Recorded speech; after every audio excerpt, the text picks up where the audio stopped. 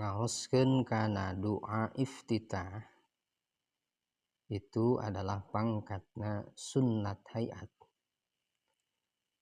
Hartosna sunnat hayat nalika jalmi netepan teu ngaoskeun kana eta doa iftitah teh maka netepana sah tur teu kedah ditambalan ku sujud sahwi.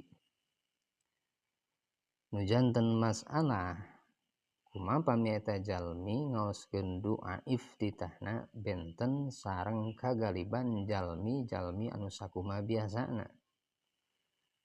Mana sapertos ieu subhanallah walhamdulillah wala ilaha illallah wallahu akbar. Kumaha tah eta netepana sah atanapi batal tur eta lafaz doa iftitah atanapi sanes.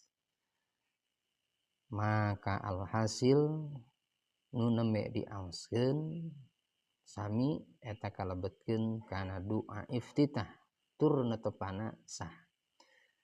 Biasa dipintonan dina kitab Safinah dina bab fasal saktatus sholati.